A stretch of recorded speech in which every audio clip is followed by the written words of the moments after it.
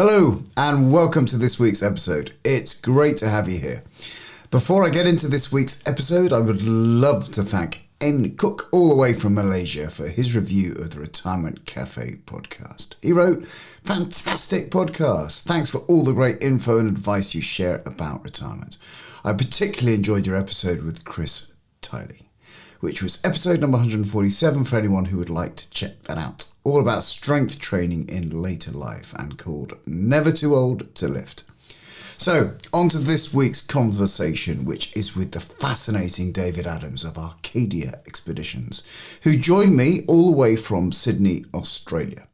David is a very well-known filmmaker and photojournalist with a string of incredible documentaries under his belt. He specialises in expeditions to remote regions. He has a passion for archaeology, anthropology and history, which has taken him to exotic locations worldwide, including Iran, Siberia, the Pacific Rim, Northern and Central Africa, in search of indigenous peoples and their disappearing cultures. David even served as a war correspondent in Afghanistan and Georgia for a period. Alongside travel industry expert David Mannix, David founded Arcadia Expeditions to create truly immersive and authentic travel experiences. In our conversation, David shares his passion for adventure and investigating the world around us. He explains Arcadia Expeditions' mission and the types of trips they organise, and why he believes meaningful and purposeful travel experiences can act as a catalyst for a more fulfilling life. So if you are seeking more adventure in your life, I'm sure you're going to enjoy my conversation with David Adams. Welcome to the Retirement Cafe podcast, David Adams. Thank you so much. Very kind of you to have me along. Well, we're really looking forward to chatting to you, David. And obviously you're in, I think you're in New South Wales at the moment, in Australia. That's right. That's right, in Sydney, and so that's really grateful for you to join me after hours. So David, for those who don't know you, tell me a little bit about yourself. Well, look, I'm a photojournalist and filmmaker. I started life in my 20s picking up a camera, and I ended up in the Georgian Civil War, of all places, Wow. with the Soviets on the border, and I was, they closed the borders, and I ended up being the only journalist there. And so I photographed and wrote a story for papers here in Australia, the Australian. And that really sort of began a photojournalistic career, which I was traveling, I suppose, for 10 years as a professional photojournalist. Had an agent in Amsterdam who was syndicating my articles. And then down the track, Discovery Channel, I met someone in Discovery Channel, and they were really interested about making a documentary series about what it was like to be a photojournalist.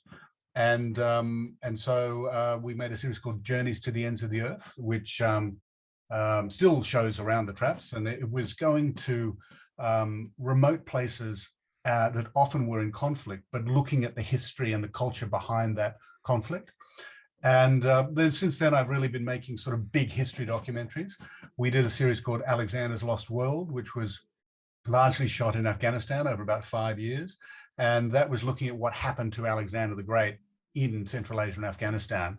And obviously it was the time of the occupation. So we were looking at a then and now approach. Often the Americans were representative of the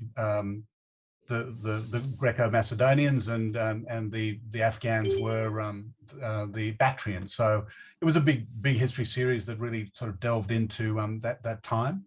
And more recently, documentaries on people like Tamerlane and Attila the Hun, Charlemagne, that sort of thing. So it tends to be big history, Wow. but lots of fun. Yeah. So you're what we would call well-traveled. Yes, look, it's funny though. You think that you've traveled a lot. I mean, I think, I'm somewhere above 100 countries, but then if you put a pin on a map, you realize that there's a hell of a lot that you actually haven't seen. I think, I don't know what the record is for someone traveling to the most countries, but you're only effectively spending a little time in one place, and somewhere like Brazil, is enormous. So the coverage on the map is very small. Yeah. Yeah, and I know a lot of our listeners and viewers of us on YouTube as well. You know, the retired kind of community. A lot of people, as they approach retirement, they are thinking about that. You know, that trip of a lifetime. They're thinking about, you know, that opportunity that maybe they haven't had, especially because of the more far-flung places. You really need to donate time, don't you? And of course, our classic working life is, you know, 4 weeks off vacation or holiday, whichever word you want to use, doesn't allow big trips or often have big trips. So they're often thinking about those types of things. Which hence one of the main reasons I want to talk to you about, of course, is your company Arcadia Expeditions. So tell me about that. Well, look, Arcadia came about. I through friends met a guy called David, another David, and he'd been running Intrepid, you know, that very large international company for many years in different parts of the world, and he wanted to do something different, and so we put our heads together and came up basically with an idea of documentaries without the camera crew. So do everything that you get in a documentary, but take people on that trip. So really immersive, go into archaeological digs, meet amazing people, go to places of, you know, completely, you need special permits to get into, like a doco. And then the other idea was it was to be a movable feast. So like a dinner table, every night we'd be at some amazing place, and then we would bring extraordinary people to the table. And so this idea of then, having only 10, 12, 16 people and being in all these remote places, and let's say you're in Botswana and the head of the Rhino Foundation comes for dinner, and then the next day you go out and maybe he's darting rhinos. And a lot of that's unscripted. You know, we don't promise that in the trips because, you know, you never, he's a busy guy. But we have agreements with those sort of people. So look, if you can join us, come and meet our guests, and maybe we'll go out and see what the work you're doing. So it's a very sort of immersive type of travel. We think it's really unusual, and particularly the small group means that a few friends can get together and fill the trip, or do it privately. So it's just a different approach, we think. Yeah, yeah, and looking on your website, the list of countries that you go to, it's quite amazing. And also, I kind of imagine that when I look at the list, I think to myself, oh wow, I wonder what it's like even to try and put together a trip to go to there. So having someone with some expertise in that area, I can imagine is significant. Yeah, like I think the most important thing is having the people on the ground, and we've had a network from filmmaking and also from David's experience where we knew the people in Sudan, we knew the people in Turkmenistan, we know the people in Iran, we've worked with them, and so we could trust them immediately. And I think that's fundamental because we're not, because with these trips we're telling great stories. They're all led by leading academics from around the world, or writers. So we put a lot into that, and we need to know that we can basically provide it. That story of Alexander and the Persians when you go to Iran, is led by a guy who's been to Iran 30 times, and he's a professor of Persian history, but he's a hell of a lot of fun to be with as well. Sure.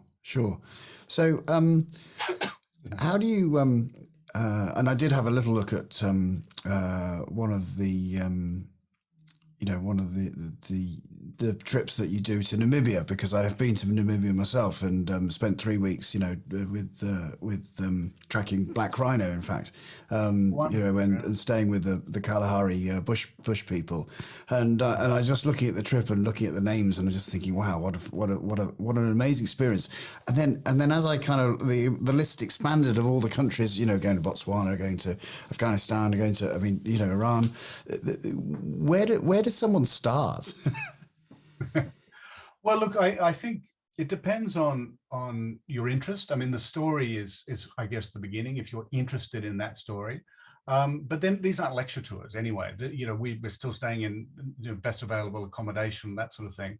But some people are really up for a big land adventure. They want to go and cross Kenya and Ethiopia, and don't mind being in four-wheel drives and camping, even though it's quite luxurious camping.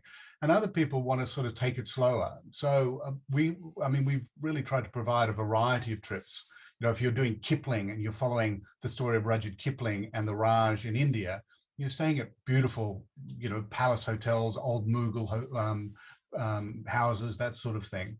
So some of them are really out and out adventures where, when we cross the Ethiopian border into Kenya, for instance, the vehicles meeting us have traveled 1,000 Ks. It takes about 4 days just to meet us, and then we travel back through. So where other trips like Georgia, which is a food and wine tour, is this wonderful sort of immersive, easy pace tour where you're going into monasteries and tasting back vintages and going mushroom picking with shepherds. And so they really are for all taste. I think probably about half of our trips are big expeditions that, for instance, Sudan, where you explore all the pyramids and the necropolises of Sudan, North Sudan. Where others are much, more refined, let us say, like, Vietnam or Cuba. So there's a couple of things I'm thinking here. I'm thinking, am I fit enough? What if something goes wrong, and how fit do I need to be to do one of these trips or these expeditions? And then the next thing is maybe you can cover as well is safety. I'm worried, some of the countries you've mentioned, I'm worried about safety. I hear about, lots of dodgy things going on in the news. Can you look after me? Well, look, I mean, I guess the comfort aspect is paramount to people. Your first question. I mean, we class the trips as sort of easy, moderate, and active. And active really is you're someone who is happy to do 3 hours, 4 hours in a 4-wheel drive in a day, and you don't mind a bit of rough roads and things, or traveling in the desert. But none of the trips are sort of trekking or anything like that. So we're not asking you to walk for 6 hours or anything like that. It's all vehicle orientated. The group, I suppose the audience we find, the guests that this really appeals to, is sort of 45 to fit 75. And often with a bit more time in their hands, but a lot of our trips are just 12 or 14 days as well, so they'll fit into a smaller trip. So we give a lot of thought into what happens to you on the trip. So that drive time, afternoons off by the pool, traveling is very much like music. It's full of mood and pace and highlights and drama. And when you plan a great trip, you've got to consider all those things. People by day 3, jet lag hits them, and the last thing they want to do is look at a museum for 2 hours. What they want to do is have a nice drink by the pool, and then the next day late get up, and then off you are driving, and there's an early lunch stop. So that consideration is really important, not tiring people out.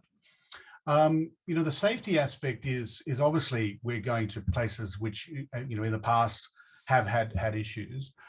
We certainly don't put our clients into a situation that would endanger them at all. I mean, one also must remember that if you look with the news reportage and news cycles, sometimes they're referring to Sudan and they're talking about South Sudan, but everybody thinks it's North Sudan, and that's 2,000 kilometers difference. So there's those aspects, but we really rely on our long-established DMCs, the management people on the ground, to give us any heads up. I mean, for instance, there was a coup in Sudan relatively recently. Right through that coup, numbers went down, but certainly people still traveled, and now the confidence is back. People are going into Sudan again. And there are some countries have that little edge, I guess, that you aren't going to run into a lot of people in North Sudan, but no Westerner has ever had a problem, been arrested or that sort of thing. A tourist has never had a problem in North Sudan. So Iran's the same. It covers there's a lot of reporting about Iran, and as English speakers, Americans, English and Australians, we sort of get a lot more of that. And then you arrive in Iran and you go to the markets, and there's all these French and Italians and Spanish who don't get that sort of news cycle, or don't have that kind of post embassy hangover of Iran, and they're sort of going, oh no, the English are coming, or the Australians are coming. They're finally getting the confidence to come. So I think that's one of the things. You obviously do your homework, and you want to be comfortable about where you travel, but don't necessarily be put off by news cycles or particular reporting. I think in most cases, if you've got a good expedition, a tried and tested team, you're going to be fine. Yeah, yeah. And how do you select? Well, I mean, you may be on a lot of these trips yourself, or how do you select the tour leader? Well, our tour leaders, we call them storytellers because we really are creating a story that they tell. So in Sudan, for instance, it's the story of the three Niles, and everybody, pretty much knows that they know of two, which is the White and the Blue Nile, but people didn't know that most people don't know that there's a Yellow Nile or was a Yellow Nile. So that's the story, and that's what we go and investigate. But what we're after, it takes us a long time to actually settle on a leader because we want them, usually they're an academic, but some academics can be really dry. And in a lecture tour or a lecture theatre, you're kind of falling asleep. So we're looking for people with lots of passion and dynamism. And they can be 45 or 70. And often they're writers, people that have come to a subject through their own passion, and they've become an expert in that. But we meet with them a number of times, and it's kind of like you and I. We sit down and have these sort of conversations, and we pretty quickly work out that what they'd be like on a trip, and how much they would be comfortable and invest in people, because it's sort of that two-way street. With those small groups, the dynamic is really fundamental, and it's great because you come because that story interests you, and then you've got this expert who's passionate, and so it sort of lights everybody up. So there's this great sort of kindred spirit that happens on these trips. But the leaders, their storytellers are really important, and they're men and women of all ages, depending on their expertise and their passion. What's your favorite expedition? Well, look, I think Iran, changes everybody's life because, that whole sort of, we come from that Greek historical, cultural perspective of our history. And when you immerse yourselves in what was the other empire, the Persians, and then because of the sort of geopolitics of the last 50 years meant that Iran has been to varying degrees isolated. It's like going to a different planet in many ways, but so visually and all that sort of thing, you're sort of blown away.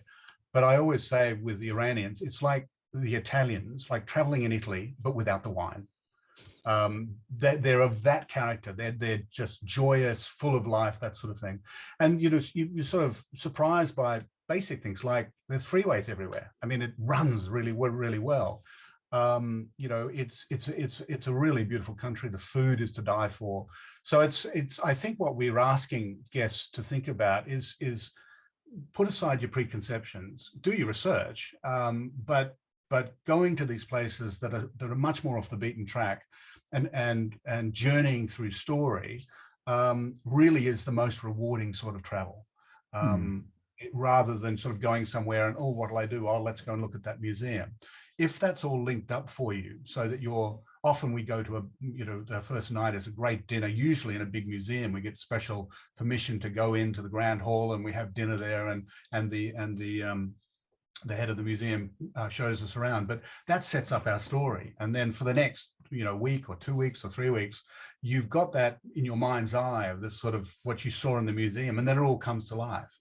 So I think that's one of the things we want to do, is push away those preconceived ideas about places like Iran. Sudan is magical. It's, there's more pyramids in Sudan than there are in Egypt. And the difference is you go into one of the big temples, like the Temple of Soleb, and there's no footprints there. There's no other tourists there. You're the only people in that enormous ruined temple, and there are necropolises and pyramid fields all over the place. So and sometimes even the beautiful little lodge we stay in, I think it has total of 16 rooms. So you might have a couple of other travelers, but that's it in that town.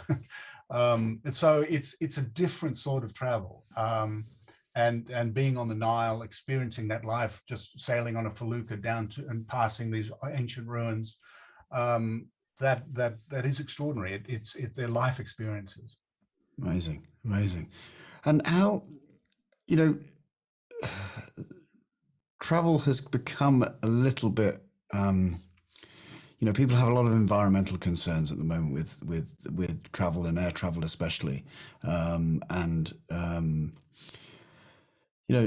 how do you kind of balance that kind of conflict, I suppose, that people have got around, the kind of ethical, social governance kind of thoughts about travel to far-flung places? Well, look, we're initiating, as people can read on our website, we're initiating a carbon neutral approach to what we're doing. We also, in every location, we go and visit and encourage our guests to be involved in a charity or a community project, and the stories relate that way as well. So, for instance, when we're traveling from Kenya down, from Ethiopia down to Kenya, we're looking at the story of the evolution of mankind, and we meet 18 different tribal peoples that are living on the land now, but also under the ground is 3 million-year-old humanoids that we then go and see at the Leakey-based institute. And that's Richard Leakey and Louis Leakey, who made all those amazing discoveries in the sort of 60s and 70s. But they've got a big outreach program that in the middle of nowhere on Lake Turkana. So we stay there for a couple of nights. We donate quite a large amount of money from the trip to that charity. And then we encourage our guests to then connect with that. And then the same thing when we're in Nairobi, on a different trip, we take everybody in for an afternoon into the slums of Kibera, and they get to understand what it's like life in there. And there are lots of community projects in there that they can become involved in. So our idea really is that, that old adage of leave only footprints and take only photos, but that idea that you become involved, you meet those people, you have lunch with them. And then if you want to, you can continue that relationship. You might donate, you might sponsor, whatever it is. So every trip we do has those sort of offerings.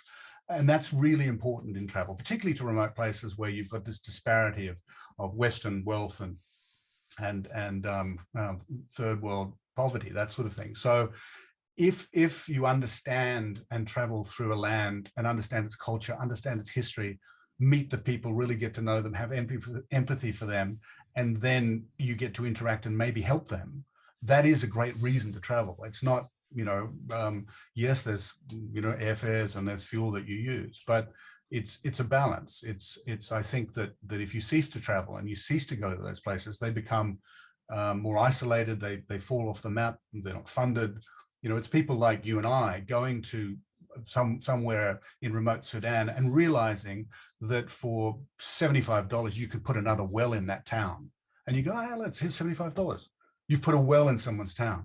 But you don't necessarily do that. I mean, often people do that, just online, or they feel they have a conscience to do that. It's entirely different when you are there in that town and you provided that for them. And it can be, you buying them some chickens or whatever it is. It's not charity. It's assisting them to build microfinance, all that sort of thing. And we really, we don't push it on people, and it's their choice. But we put them in the environment where they can experience that and be involved in that. Yeah, brilliant. Obviously, we'll give a link out in a minute for the websites because there's a huge amount of information there. What would a trip cost typically? Look, we're sort of in the range of the sort of $1,000 a day. And some of our trips, like Iran, is quite a bit less than that. I think it's more like $750, $800 a day. And then some trips are more towards 1,500. A lot of it depends on the logistics. If you're involving helicopter or those things obviously change it a bit.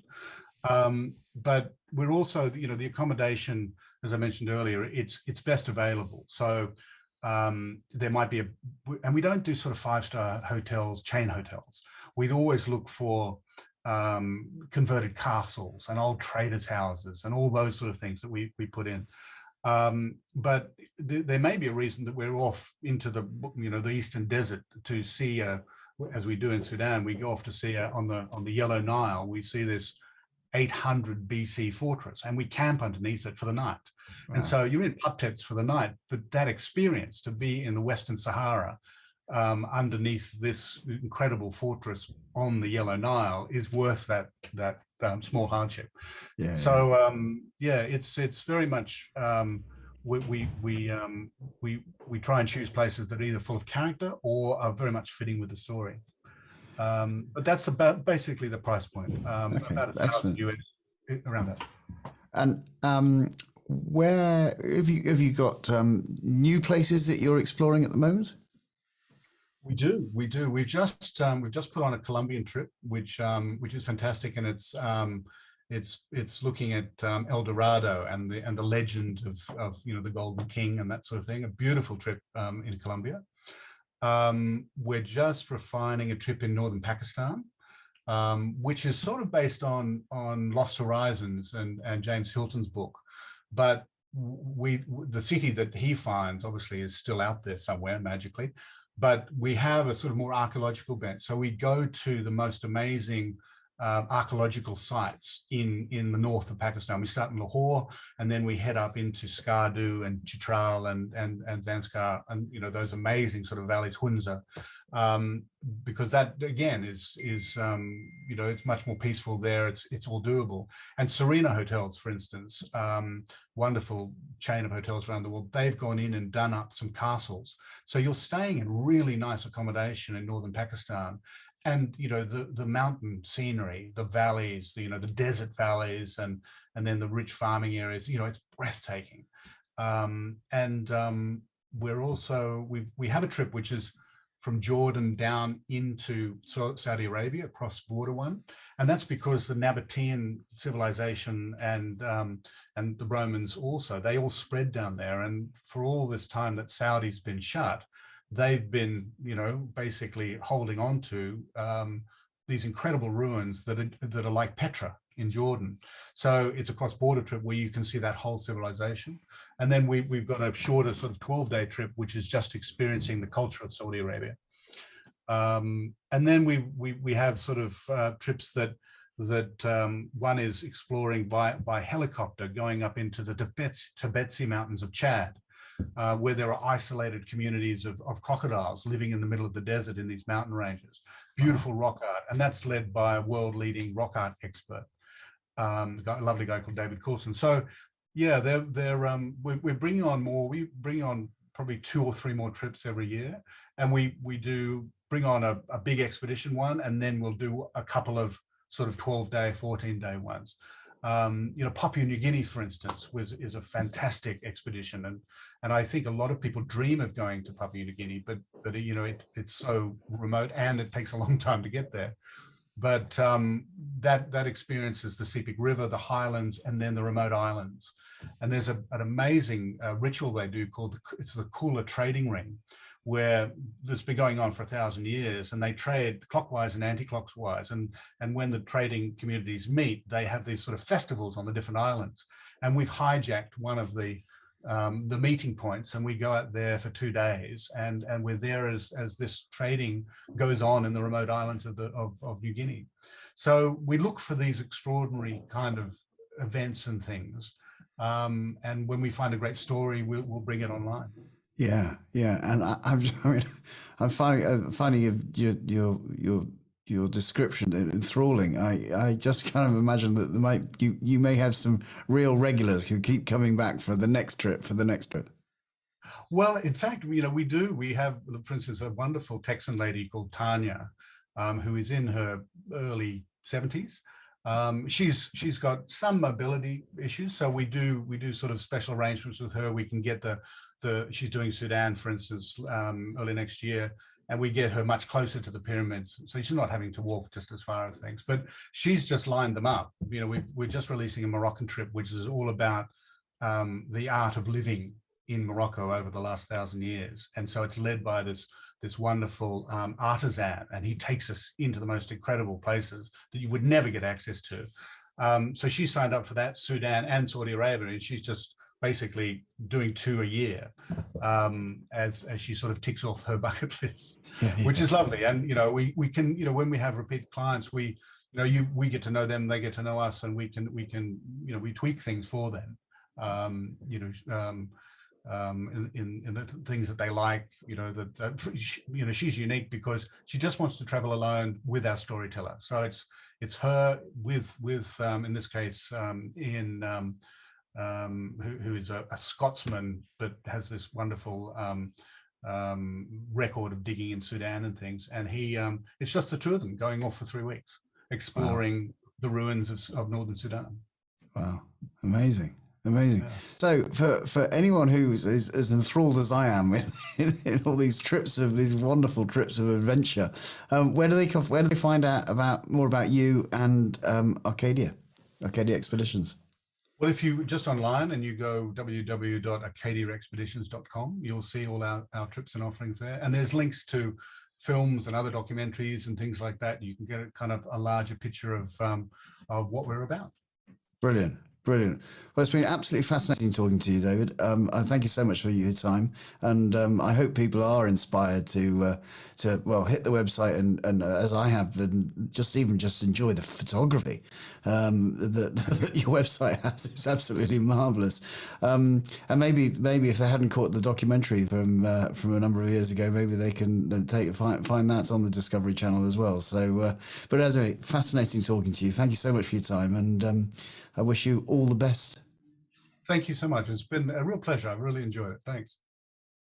A big thank you to David for sharing his story and telling us more about Arcadia Expeditions. To find the show notes with links to the Arcadia Expeditions website and details of how to connect with David, head over to our website at theretirementcafe.co.uk. As ever, if you've enjoyed this episode, please do leave us a review on Apple Podcasts, as it really helps more people like you find us. And for more interviews and retirement planning videos, you may want to check out my YouTube channel, search for Justin King MFP, or you can click the link in the show notes. So until next time, I'm Justin King, helping you feel more informed in your retirement.